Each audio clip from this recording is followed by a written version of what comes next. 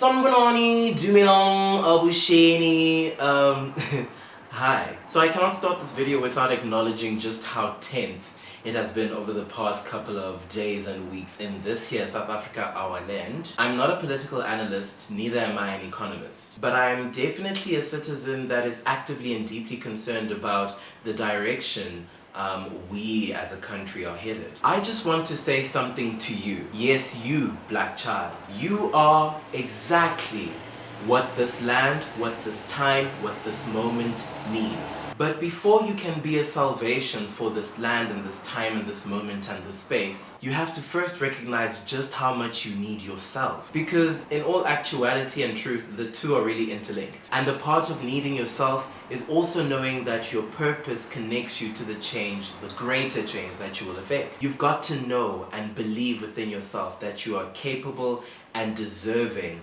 of every dream that you dream. And the magic within your capabilities is going to make that change happen. Don't worry about the politics of getting to that dream. And don't worry about how big or how small of a change you're going to make. I just want you to write that song, read that book, leave the dungeons of political and corporate South Africa and start something of your own that will make an even bigger difference than the spaces that you left could ever even achieve.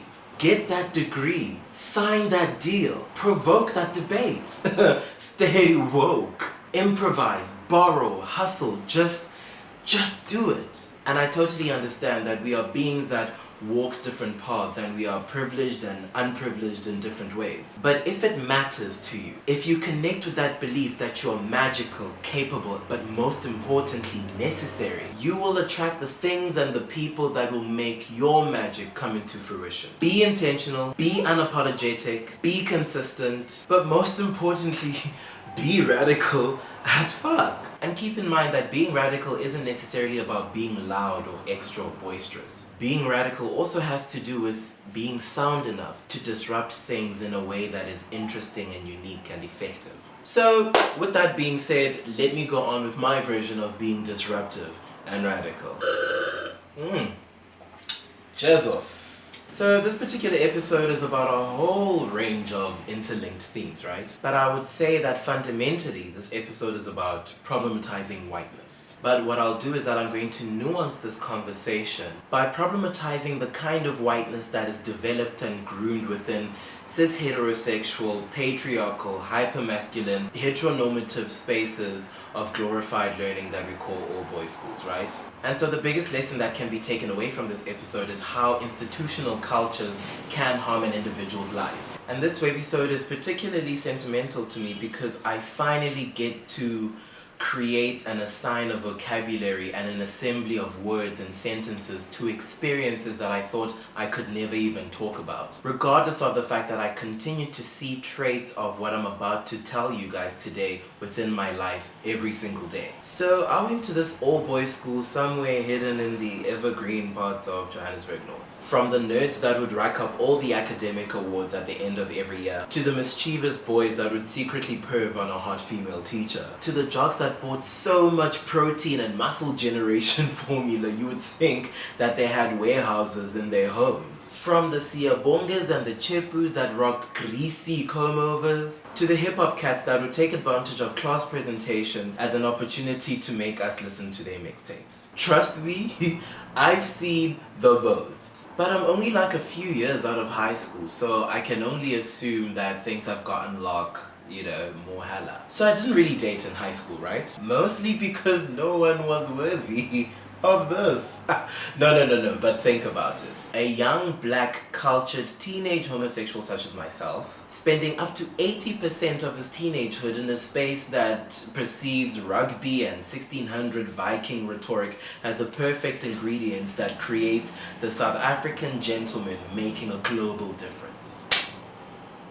So obviously in such an anti-queer spirit space, I was definitely not going to tempt my fate by chasing boys. But I mean, that obviously didn't stop me from appreciating the difference a haircut or a shave or a trim of the unibrow made on a boy. So yeah, I definitely had a couple of stolen moments of me daydreaming in class, admiring a potential baby father, and then I would come back to reality. So grade 10 comes along, right? And the school is on like this testosterone high because rugby season is approaching. So there's a lot of preparation going on. Sports teams are being put together, festivals are being put together. The school's media is getting itself in line. So in all of this administrative mess, I discovered that I had been picked as one of the photographers for the rugby season that year. So lovely, no problem. I go to a couple of matches, I take a couple of shots, and after taking pictures at a couple of those rugby matches, I get a message on Facebook, and it was from one of the guys that played for the first team, and he was basically asking if I could send all the pictures that I had taken of him playing on the field. Let's call him Chad. Chad sounds about white.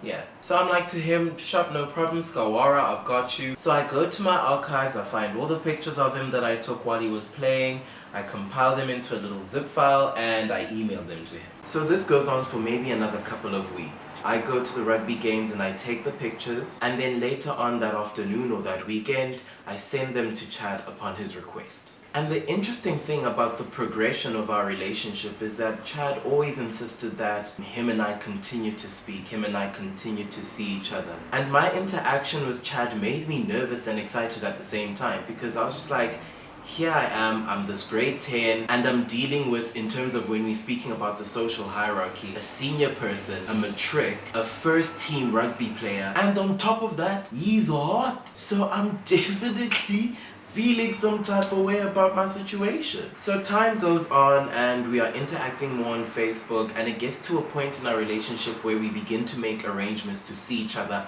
outside of the school context. And at that point, when we had progressed to that level of our relationship, nothing intimate had gone down between us. There wasn't anything about Chad and I's interaction at the time that may have obviously lent itself to a romance. We hadn't kissed, we didn't hold hands, it was just us always coming together and just having a good conversation. But one day we were chilling at the park and we're obviously within DMCs, and he says to me how envious but proud he is of me because I'm not afraid to be who I am. And then to add on to that, he also emphasized how oftentimes in his life he feels restricted and he feels as though he cannot play with his identity and explore who he is. But with that being said, he wasn't trying to make any connotations with regards to his sexuality. He was very careful about that. And then next thing you know, he asks me to kiss him. And so there we were, all brand new in love, kissing time away. We was all up on each other. It was plain to see kind of vibe, and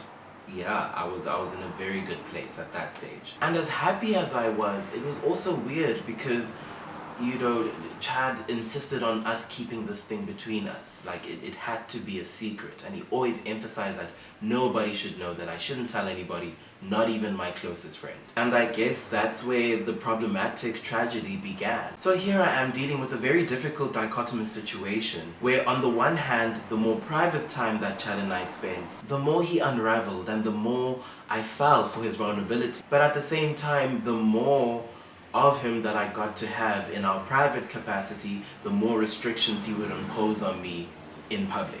I couldn't greet him in public, I couldn't approach him in public, I wasn't allowed to mention him to anybody I knew. And at some point, his treatment of me in public became a bullying situation. Like whenever we were on campus and we saw each other, he would always push me, particularly when he was like in front of his friends. Or he would boss me around on the field when I'm on the job taking pictures not only of him but the entire game itself. But then next thing you know, whenever we're in private or it's over Facebook, I would receive an apology of note. But I'm young and I'm naive and I take it for granted that, you know, because I'm relatively comfortable with who I am and that he is not at the same level as me, I have to protect him. I must guard him and nurture him and know him. At that point in time, there was literally nothing I didn't know about Chad. Everything from his rugby game statistics to his party spots to his Ritalin dealing, I knew it all. Which is a sad irony because Chad would never allow me to affirm him as my boyfriend. Yet alone the fact that he refused to affirm me as his boyfriend. So I get pulled out of class because I've been called into the office of one of our deputies. And you know, as black people, we can only think of two things in such scenarios: being falsely accused of things and possible notices of injury or death. And I'm just thinking, oh, ingabe kuzothiwa ngintshontsheni, oh, ingabe kufe bani ekhaya, oh, Thixo nofefe, just wabafelo guys. So I get to the office and things are hella serious, bitch. I'm talking a round mahogany table, bitch. I'm talking individual bottles of Valpre water and name tags, bitch. And I'm just like, whoa, my god, this is tense. The deputy is there, the first team rugby coach is there, the school psychologist is there, the SRC representative is there, Chad and his father are there, and obviously the one seat that was left over at the table was for me. So I sit down and the proceedings begin. And eventually I'm told that I'm sitting in Chad's academic hearing. Okay. Lelo, Chad's academic performance. There is no Santon or for on-ramp or Kululi's interchange that could possibly link me to the situation. So they're explaining to me that yes, Chad has been underperforming academically and that threatens his sporting success because he's on a 75% sports scholarship, and I'm just like, okay, cool. Where do I enter? And so it is explained to me in ways that only make sense in an anti-black, anti-queer, cis-heterosexual, hyper-masculine and patriarchal space of whiteness that somehow my personal/romantic relationship with Chad was getting in the way of his success in the classroom and on the field.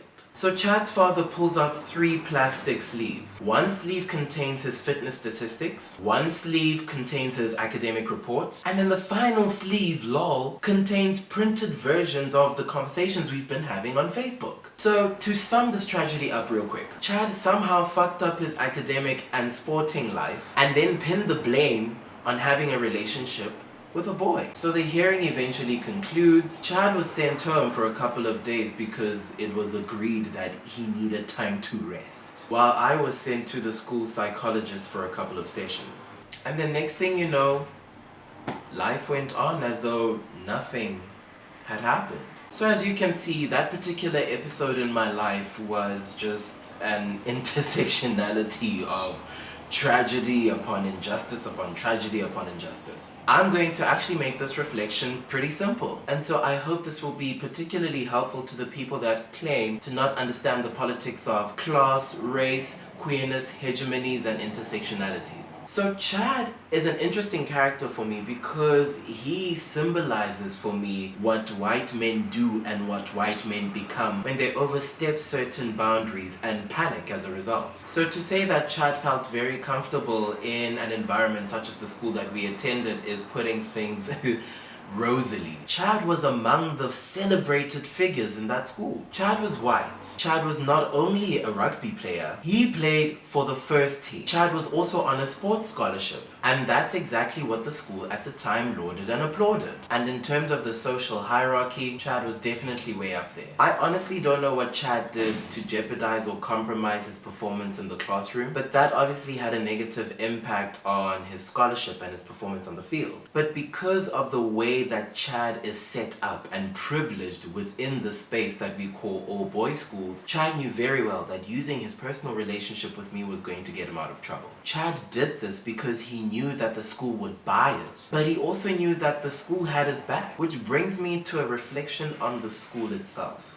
If, for example, Chad was really having a hard time being in a relationship with another boy and it was impacting his self-esteem, which would possibly impact his performance in the class or his performance on the field, why didn't the school then take that claim seriously and say, okay, let's find ways to make these two boys comfortable and feel safe and secure within the space? Why didn't the school take that claim seriously and say, okay, how do we change our institutional culture so that boys like Chad, for example, don't feel threatened and don't feel disempowered because they have true and genuine feelings for other boys on campus? But the school obviously didn't do any of that. Because of the economy that is the white universe and that is white consciousness, particularly particularly that kind of whiteness that is groomed within oppressively patriarchal spaces. The school is obviously going to buy Chad's intuitively dishonest explanation simply because I don't hold the amount of social capital that Chad holds. I'm young, I'm black, I'm comfortably queer. I am doing a lot of threatening. I'm threatening Chad, I'm threatening the school, I'm threatening the school's principles and philosophies, I'm threatening the school's history. I am a disruption. In the eyes of Chad and the school and all other people and institutions that belong to that kind of white universe, I look like this heathen, this black homosexual, this underdeveloped man, this non-convertible being who's out here spreading this agenda and should be stopped. And that is evident in the school's treatment of Chad and I. After the academic hearing, Chad got to go home to rest.